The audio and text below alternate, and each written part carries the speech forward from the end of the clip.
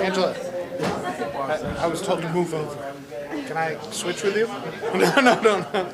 You serious? Hey, every day.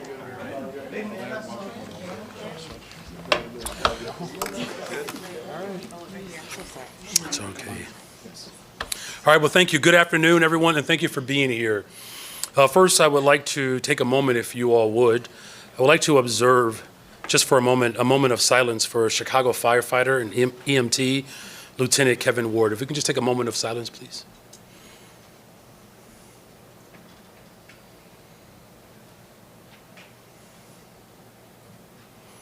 Thank you. Lieutenant Ward was a dedicated and very courageous public servant, and our city will be forever indebted to his sacrifice. In fact, with this loss, we're constantly reminded of how precious our first responders are.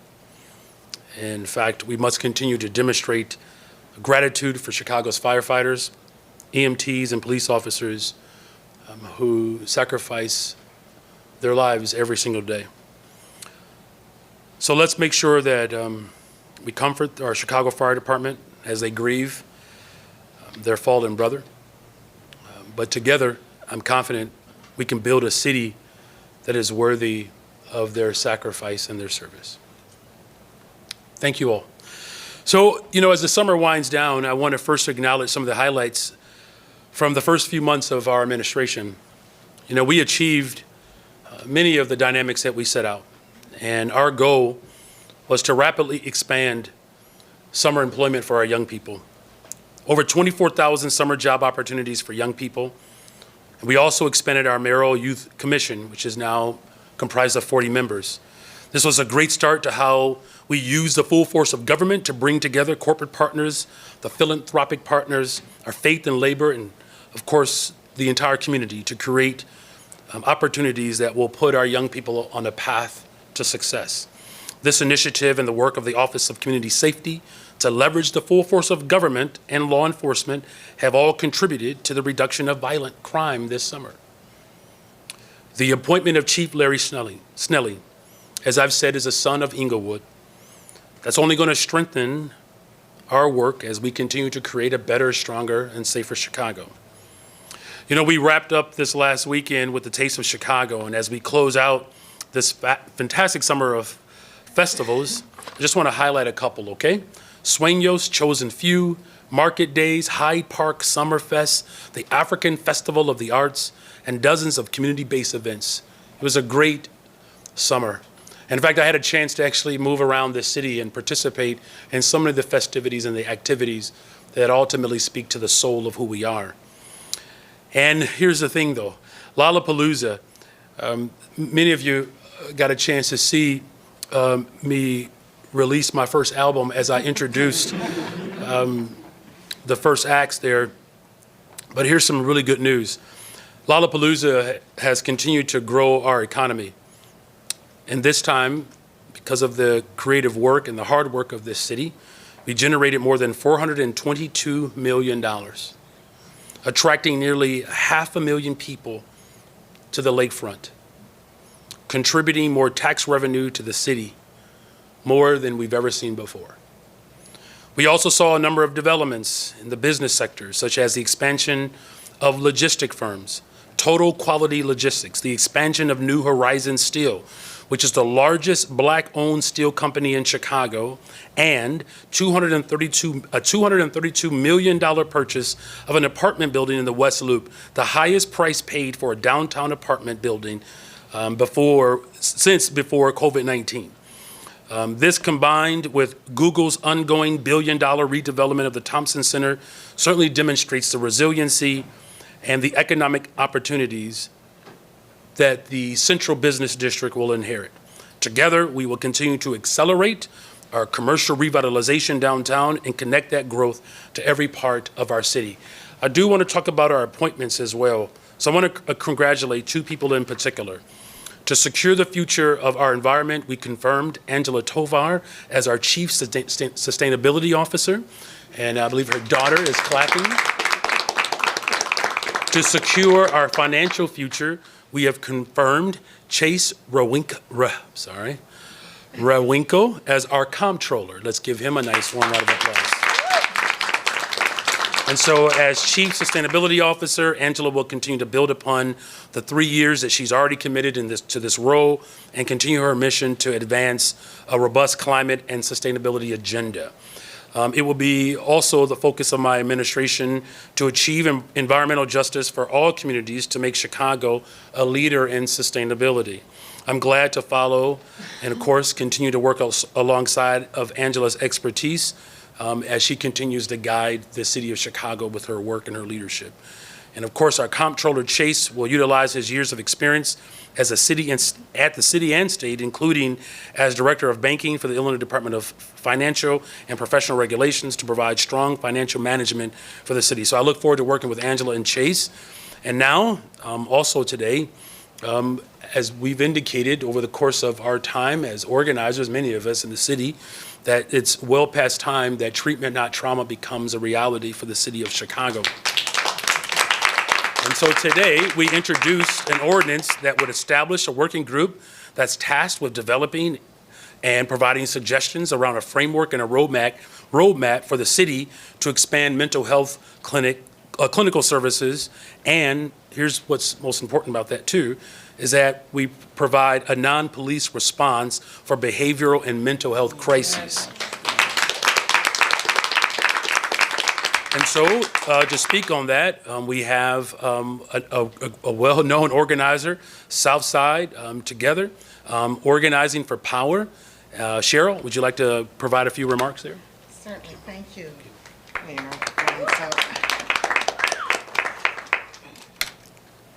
So I really want to emphasize that this moment is a moment that is about, one, it's been hard fought.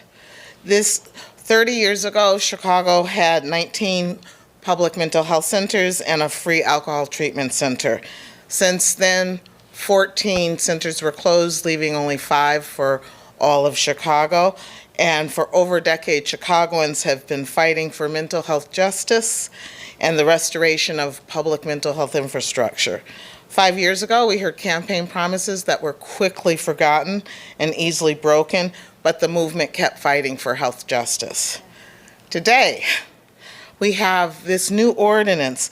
Creating the working group is a very monumental first step towards reopening the closed public mental health centers, creating appropriate mental health crisis response, and addressing crisis prevention.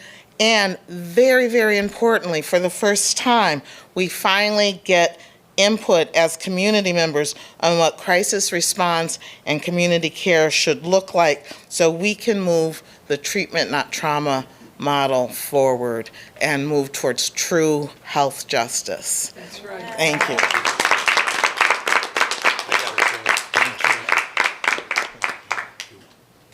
Thank you, Cheryl, and thank you for your commitment to making Chicago a safer and more inclusive, and of course, a more compassionate city. Also in council today, we reintroduced the Bring Chicago Home ballot referendum resolution, which is a crucial next step in eradicating homelessness for the residents of the city of Chicago. And so to say more, you're gonna hear from Electa Bay, who is an organizer, outreach coordinator for Communities United, and of course, a wonderful volunteer for the Bring Chicago Home Coalition. Hi, my name is Electa Bay, and I am a member of Bring Chicago Home Coalition. And the first thing I want to do is thank you, Mayor, for doing what you said you was going to do when you ran. You said that you was going to bring Chicago home. And I have to say we appreciate that you did do this. So thank you for that. I'm going to tell you a little bit about me. And I'm going to be reading because, but I'm going to tell you a little bit about me. Years ago, I've been homeless not just one time, but I'm going to tell you my most recent time. Me and my husband been married for 46 years, and he passed. And when you have that support system with you, that's the person that helps you when you have hard times. So I got lost in them hard times. And so I had to live with family. I had to double up. I had my 5 grandchildren with me. And so we had to, back and forth. I used to live in West Ridge. So I have family live in Roseland. We would get the bus. On Roseland, we'd take the bus from 120th all the way to 6700 North on Whipple, all the way to the other side of town to go to school. We did this every day. We would get up at 4 o'clock in the morning and get to school, and by 9 o'clock at night, we'd have made it home. So for me, Bring Chicago Home is very important. It's because when you're homeless, it's a very embarrassing thing. And 9 times out of 10, you teach your kids to say, shh, don't talk about it. Don't tell nobody at school. I don't want to get emotional, but you don't tell nobody at school about it, because it is embarrassing. So, it's like teaching your kids to lie, So, you need to know and feel that your child and your grandkids don't have to tell lies. You don't want them to be, they don't want them to go home or go to school and tell people we were sleeping on the floor, or we were sleeping in the car, or, we didn't get our homework done, or we didn't take a bath. Them kind of things when you're homeless. And what it does is it crushes you. As a parent, it crushes your soul. It just crushes you to see that you cannot take care of your child or your grandchild, because that's our responsibility. It's not theirs. As a West Ridge community leader, I was able to go out and build myself up a little bit, because I realized that in order for me to help other people, I need to first acknowledge what was happening to me. So when I knocked on people's doors and talked to people about being homeless, or that they need light, gas, whatever they need, I was able to connect with them and let them know it's not embarrassing. People are homeless. It's not embarrassing to be homeless. It's a struggle, and we got to find a way to solve that. So because of that, I've been fighting about Bring Chicago Home. I don't want anybody, and I mean nobody, to feel, I keep going off the paper, I'm sorry. I don't want nobody to feel like I felt. I felt terrible. I felt ashamed and embarrassed about being homeless. Do you know you could go outside and you could see a lady at the bus stop with her cart, she's homeless. Or, you could see your nephew on the couch. He's homeless because he's on your couch every night. But do you see the person who comes to work every day? And they don't say they're homeless. They're not saying it, but it's there. And so they live in that false lie because they're embarrassed. We don't want nobody to be embarrassed. And not this great city of Chicago with this great mayor. We don't need to be embarrassed about homeless. We need to fight it. Yes. Yeah. So I didn't want people to feel like I did, and to feel down, and because the people they depend on them, they can't take care of. So for me, homelessness is more than just people on the streets. It's more than just doubling up. Because people can be right in your face, and like I said, you don't even know they're homeless. For so long, we have been putting a bandage on homelessness. And when you pull it off, guess what happens? It's a scab. It's residue, something there. We got to stop that. We got to do this. We got to bring Chicago home. We got to give people permanent housing. We need to help heal. The only way you can heal is with permanent housing, because it's here. And one of the things that happens is that when you're homeless, and when you're not homeless anymore, guess what? You can still go back and feel that same thing you felt when you was homeless. It doesn't go away. So for me, I am very excited to be introducing, to introduce and to continue to work with the mayor and bringing Chicago home. And I just, we got to cross some T's and dot some I's, but he has been there. He has his people been there to help us with this, and we're going to bring Chicago home. I just want to tell thank you again. Thank you. I appreciate it.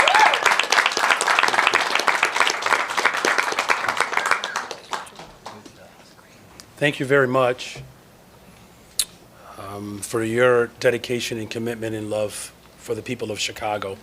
To use your example as a way to organize and fight, that's a true testament of your character and who we are as a city. And so, as Electa has articulated, this is very, very, very much personal for all of us up here today. And as many of you all know, my older brother Leon, this was years ago, because of untreated trauma, died addicted and unhoused. And so the time to act is now. Yes, Time to act is now. Yes. So next, as you all know, the city of Chicago continues to receive unprecedented levels of new arrivals on buses from the state of Texas and increasingly on flights that have been originating from San Antonio and Houston, as well as New York and other cities, arriving daily at O'Hare and sometimes at Midway. To be clear, we did not choose this reality, but we must act. The cost of inaction could cause far more desperation in a situation that could be unmanageable. And so, as I've articulated and expressed before, we are a city of broad shoulders. I'm confident we will survive this moment. We will get to the other side of this, and we'll do it together. We're at a critical point in our mission, because as our new arrivals continue to land in police stations and at the airports, this is not sustainable, and it's not suitable for shelters. Now, I've opened up 12 new temporary shelters since coming into office, significantly expanding housing case management to facilitate resettlement, and we've secured additional resources and support from the state and Cook County. The rapid growth of people arriving is outpacing, however, our efforts to resettle or assist with reuniting with family members who are sponsoring them outside of the city of Chicago. As I expressed last week, I have outlined a strategic plan that sets our priorities for this next phase of our response. And so, one, we must and we will replace police stations with base camps before inclement weather and as new arrivals continue to arrive. We're going to improve safety and shelter operations with a comprehensive community plan at every single shelter to ensure security in and outside of the shelter, to make sure that we have the proper staff, and again, to make sure that the surrounding community is supported. In this strategic plan, we are applying cost savings strategies to support the shelters by employing Chicagoans for staffing and meal service.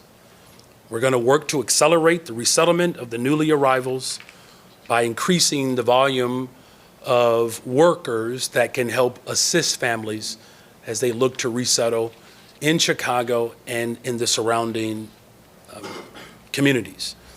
And of course, we're going to continue to work in our strategic plan to manage the number of individuals who are coming to Chicago in partnership with the adjacent municipalities and make sure that we have tighter coordination for points of entry. And then finally, I've released the 2024 City of Chicago budget forecast this week, which paints a realistic view of our city's financial picture. The projected budget deficit is something that I anticipated during my campaign and provides a much more accurate view of our finances than the previous April report, because we are including the cost of the new arrival mission, contractual wage obligations, and of course, a far more reliable revenue projection. As an administration, we are fully committed to transparency and effective governance. Our team is led by my budget director, Annette Guzman. Our team will craft a balanced budget that holds the line on property taxes and delivers on our priorities of investing in people and to make sure that our finances are sustained. So at this time, I will accept questions, but before I do want to acknowledge my colleagues who are with me today, Alders Burnett, Haddon, Rosa, Sanchez, Martin, and Hall. Thank you, Mr. Mayor. We'll start with questions in the back. One question and see how far we can get. Gaynor. Hi. Hey. So how are you going to close the budget gap? What are you cutting? What is the plan? Yeah. Well, I mean, first of all, we're going to continue to work with all of our sister agencies, all with our departments, as well as with my colleagues, to craft a budget that speaks to our values. And as I said when I was campaigning, that we're going to make sure that we find efficiencies within the budget that can help move our budget towards a balanced presentation. As far as any more specific decisions, these are collective decisions that ultimately our budget team, working with, again, the alders, that will help make more determination. But what I'm also very clear about is, as I said before, making critical investments and balancing a budget that doesn't place the burden on working people. Those are our values, and we're not going to negotiate those. Hey, Lee Jung Greco with Cranes. So you've said that you want to move to community-based organizations to keep the money in Chicago when it comes to the migrant response. I'm curious if those previous contractors, like Favorite, for instance, which is, I think, from Kansas, if they've gone over budget, and if that's the case, is there going to be any language in the new RFPs that would put the onus on the contractor if they go over budget, like a fixed price contract sort of thing? Well, first of all, when I was sworn in 16 weeks ago, one of the first things we looked at was that very contract, and we worked to negotiate it in a way that provides for far more flexibility and the reduction of cost. As far as the language of this RFP, look, the cost savings alone that will ultimately occur as it relates to hiring people and organizations who can provide meal services as well as staffing, I'm confident that it's going to be far more advantageous for taxpayers. And that's why we've actually have called for this RFP in the first place. As far as specific language, quite frankly, I'll just have somebody get back with you to give you more articulation around that. Thank you very much for your question. Hi, Michael McDevitt with the Daily Line. I wanted to ask about the ordinance introduced today related to the community benefits agreement for South Shore residents affected by the Obama Center. Do you support all of the provisions laid out in that ordinance? And if not all of them, which ones are you? Well, I support, thank you for that question. What I support is having a benefits agreement that doesn't push families out of the very community in which they've been raised in or they've raised a family in. Now, look, I'm sure you're familiar with the legislative process. We're going to go through each piece of legislation, just like we've done with Bring Chicago Home, to come to an agreement that is in the spirit in which the ordinance and the idea was actually introduced. That's what we call co-governance. I think we talked about that today, right, Carlos? That co-governance requires us all to work together. And what we're clear about, though, is that a benefits agreement that speaks to the needs of the people who live there should have a right to remain there. And that's what I'm committed to doing in my role, not just with this benefits agreement, but every piece of legislation that speaks to our values. Thank you for that question. How you doing, Mayor? I'm doing well. Thank you for asking. Our Cubbies have disappointed me these last couple of days, but I'm That's what they slowly do. recovering. Sir, Jim Daly, Southside Weekly. I've spoken to many volunteers with the mutual aid networks over the last weeks and months, and some of the things they're asking for currently are that the administration develop a welcoming city bill of rights that guarantees certain things like dignity, food, shelter to asylum seekers, as well as, while they're staying at the police districts, standardizing operating procedures across police districts so we don't have different situations emerging at different districts. And then the other thing they've asked for, they've talked about how they've all spent a lot of money helping migrants, and they've asked if there's any way that they can be made whole by the city. Do you have any comments about any of those requests? Well, first of all, I want to thank all of our residents who have provided mutual aid. It's been remarkable to see how Chicagoans have leaned in to support these families. The conditions in which these families are arriving in really requires all of us to do as much as possible. As far as their goals of having a standardized operation that's consistent, that's the strategic plan that I've laid out. The police districts are not an appropriate landing zone for these families. It's quite undignified. So we're going to continue to work with all of our partners to ensure a baseline of support and a standardization as far as how the city can make people whole. That's a conversation that I'm happy to have with my budget director Annette Guzman, along with the 50 alderpersons that also represent this body of government. Hey, Mayor. Quinn from Block Club. You mentioned the decline we're seeing in violent crime citywide, but this summer on the northwest side, particularly Westtown and Logan Square. Okay. All right, that's it, folks. Thank you for your time.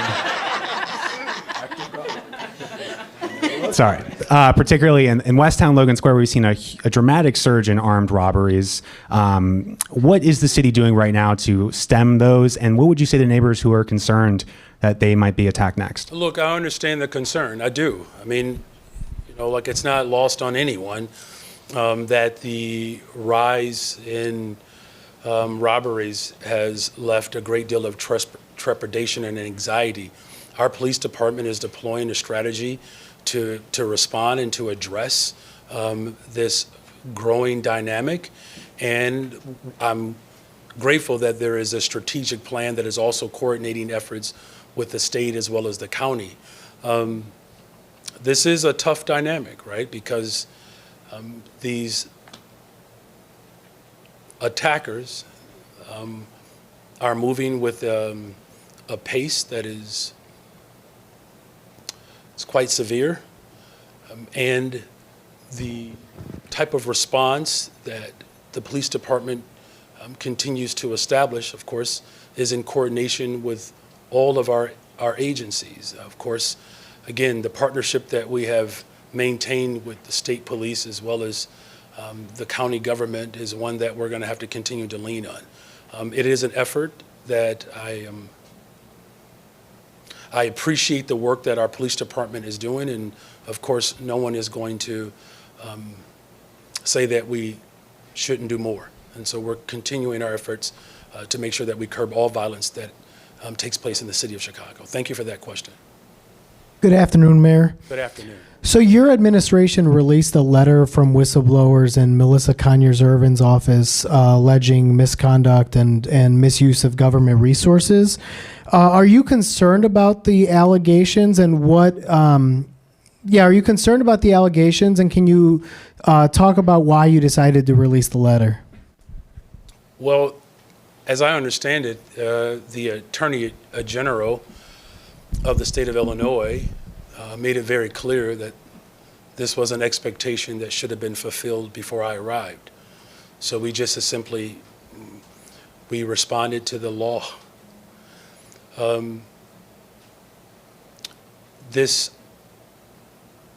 These allegations have been settled, and my hope is that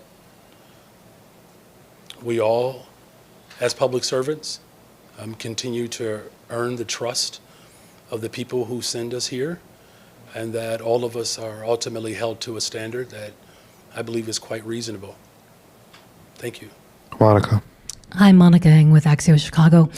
Today you introduced Bring Chicago Home, and many people are speaking of it as a pretty done deal. It's been modified a bit and introduced today. How confident are you that it will appear on the ballot in March 2024?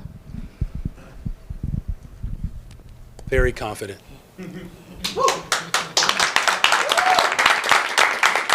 Tonia.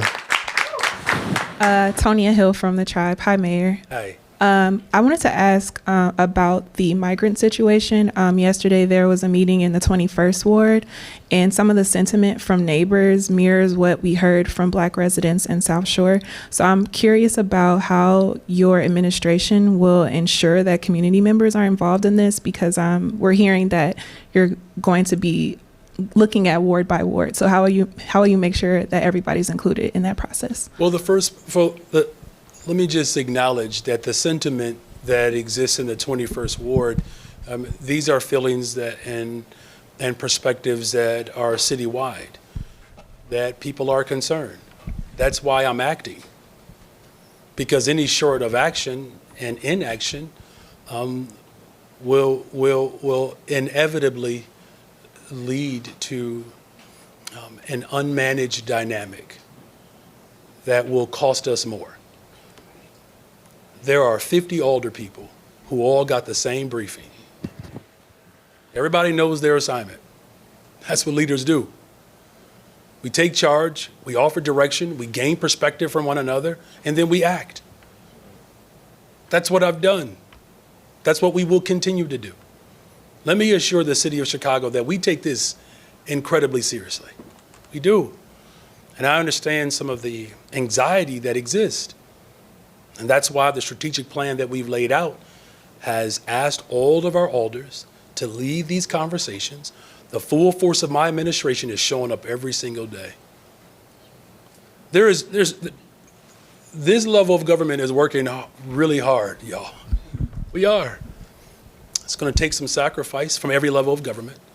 And the 21st Ward residents, the 34th Ward residents, from 1st to 50th, that we're in the neighborhoods talking to people, having conversations, looking for spaces in which we can help deal with this humanitarian endeavor.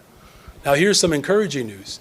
39th Ward, Alderwoman Sam Nugent, through her work and working with the Metropolitan Water Reclamation District, helped the city of Chicago purchase a building that will be used not just for this immediate crisis, but this is a facility that we can use in the future. We did that together, not because we flinch in this city. I don't flinch. In fact, I don't duck. I swing. Thank you for that question. Hello, Mayor Craig Dellamore, WBBM Radio. I like how you announce yourself as if nobody knows Craig. Just following along with everyone else. You don't know. Thank you. But it's been hard not to notice how sometimes loud the council meetings have gotten with disruptions and with a rambunctious group, if not crowd. And there's free speech, but then it's sometimes hard to hear what aldermen are saying to each other. Where are you going to draw the line as these things keep happening? Yeah. Look, thank you for acknowledging that. And this is what I said today, that people should sign up for public comments, and they should make appointments in meetings with their older people, with their older persons. Show up to community meetings. I am trying hard not to have to remove people from the space. I believe in open discussion, and some of the language that is coming across the other side is it's hurtful and it is disrespectful. And today I made it very clear that if that's your form of expression, we're going to have to take the next step and remove those individuals. Primarily because I just want to make sure that the conversations are fluid and people can hear. Now, what I will say though, Craig, City Council, we're quite calm right now. So can I get at least a half a credit? But it's a legitimate concern. And in fact, one of our colleagues was speaking today, 14th Ward, first Mexican to represent the 14th Ward. And she is an immigrant and spoke so eloquently in her native tongue. And that's who we really are as a city. Now, let me just be very clear that some of the disruption that you heard today, this is a super, super, super small portion of how the vast majority of the people engage today. Now, I can tell you as a 7th grade teacher, I'm a little familiar with some of that ruckus, and we'll get it. We'll have a stronger presentation, but thank you for acknowledging that. Hi, Mayor. Hi. Mariah Wolfel, WBEZ. Do you plan to permanently do away with the policy that ties inflation to property tax increases, or are you just planning to skip it this year? And if you are planning to permanently do away with it, do you have a plan for a long-form revenue stream to fund pensions in the way that property tax increases do excellent each year? question. Thank you for that question. Very well situated. So as I've said though multiple times, is that you're not going to undo the wrongs of the past in one budget. So it's going to take multiple budgets to move in the direction that we are clearly already headed in, right? So it's not like we are tippy-toeing around our values. So within the first 16 weeks, we made it very clear what we believe. As far as generating revenue, I mean, I've made that commitment too during the campaign. In fact, many people said it was the wrong thing to do. I was the only person who called out the realities of the budget that we are now dealing with. And Bring Chicago Home is just one example of how we can generate revenue to address one of the dynamics that has been unaddressed for too long. And look, I had a very good conversation with our vice mayor yesterday, and his work around public housing and creating affordability at a time when, I don't know, I think I might have been 19 years old when you got elected.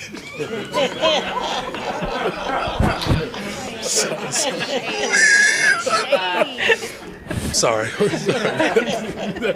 But no, he's been on the front line with this, and so it's actually, quite exhilarating to know that the work that Alderman Burnett has been leading for some time, you're seeing that come to fruition. Same dynamic is going to be as it relates to this budget. People have been calling for progressive revenue as long as Carlos has been here. When I was an organizer, we actually, remember, we presented revenue ideas that this body had a tough time accepting. Well, we're here now. And so we're heading in the right direction, though. But thank you for that question. Hi, Mayor. Heather Shrone, WTTW. How are you? I'm well, thank you. Today, the City Council approved a $25 million settlement for two men who spent a combined 34 years in prison, convicted of a crime they did not commit. I did a little bit of math, and that brings the total to $178 million in settlements tied to wrongful convictions since January of 2019. How can you continue to ask Chicagoans to bear the burden for this kind of misconduct? And what can you do to address the dozens of looming lawsuits that could cost taxpayers additional millions of dollars? These families that were tortured and brutalized into false confession, on behalf of the city of Chicago, we are sorry. These are mostly black men. It's painful. Now, of course, we do have a fiduciary responsibility to make sure that we're making critical investments and righting the wrongs of a time ago. Constitutional policing is important. Having someone like Chief Snelling who understands the importance of training police officers to engage with residents in a dignified manner is going to be important. And it is a cost when we fail. There is a cost to it. There's going to be a cost to our investments for generations of neglect within our public neighborhood schools. Some of those buildings that were closed, and thank you for the great reporting around this work, all of you. Someone asked me, Mayor Johnson, why don't you use some of those closed school buildings? My deputy chief of staff, we've looked at all of them. Some of them have damage that would take $12 to $15 million to repair. And that's a building. We're talking about souls. We got to get it right. Thank you for that question. Hi there. All my other questions have been asked. So how many questions did you come with? I don't as many as I need. You never know. That's a good point. Way to come to class prepared. Plenty tucked in just in case. But you biked to work today. Was that the first time you did that? What were your thoughts? Will that be a regular occurrence? And I don't know. What did you think of your route? Oh, wow. So I do ride my bike quite a bit. It's good to be back in a routine where I can do it. It's a very peaceful experience for me. Now, can I just brag for a minute, though? So the bike route that I have regularly, it's about 8 miles. According to MapQuest, it could take you 41 to 42 minutes. Yes. You like that? That was for you, Craig. Pages and pages of directions. Google Maps. It's a 42-minute bike ride. So yesterday, I broke my all-time record.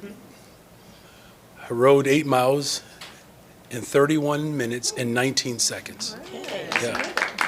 So the bike route downtown to work, this was the first time I rode it all the way into work. It took me less time to ride my bike to City Hall than it takes me to drive. And, I know there are a lot of bike, activists and organizers out there that are calling for, a real transportation investment that provides, real opportunities for people to move around this city in a safe way. The route was beautiful, riding through Austin, West and East Garfield Park, riding through the Loop, through the United Center. Maybe when I do finally release my album, I'll have that as part of the scenery, moving through the city. But once we got downtown, what I was actually most impressed by was the familiarity that drivers have with bikers.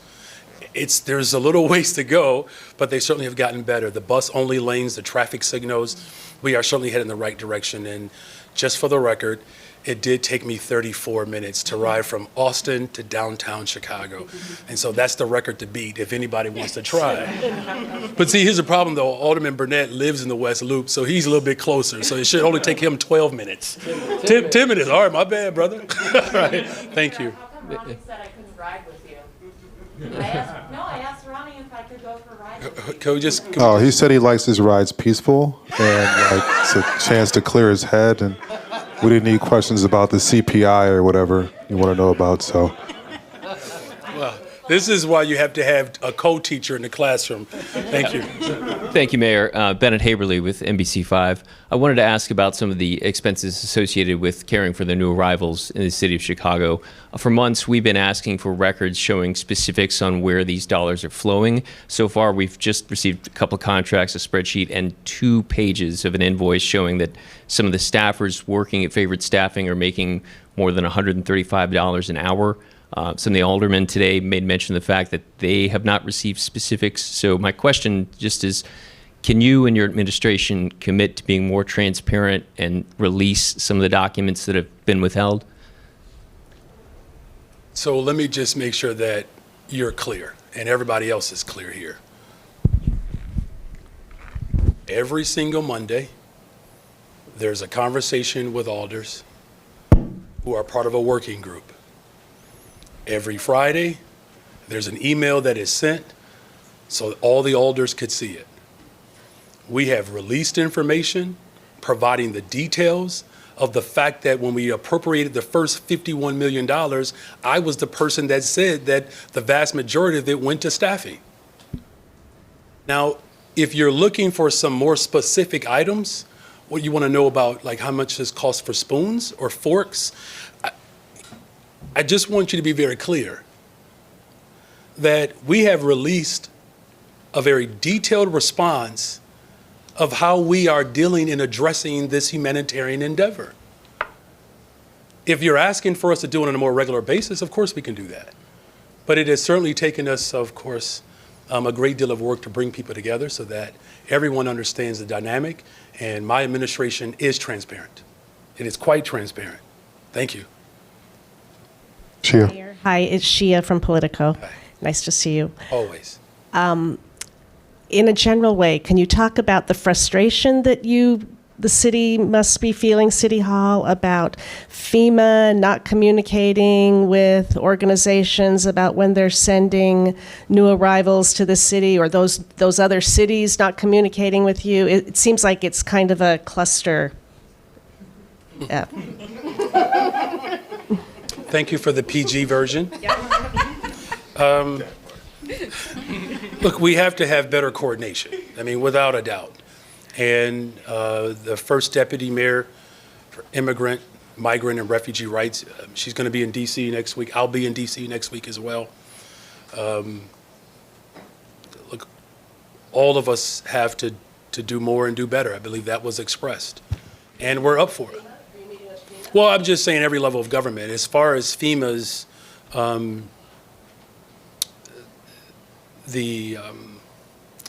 as far as the dynamic that is not as transparent as our gentleman has expressed, that has to be better. And that's why we're going to spend some time in D.C. next week to help better coordinate our efforts. Thank you for that question, though. Thank you, everyone. Thank you all very much. Well done, you all. 19 minutes.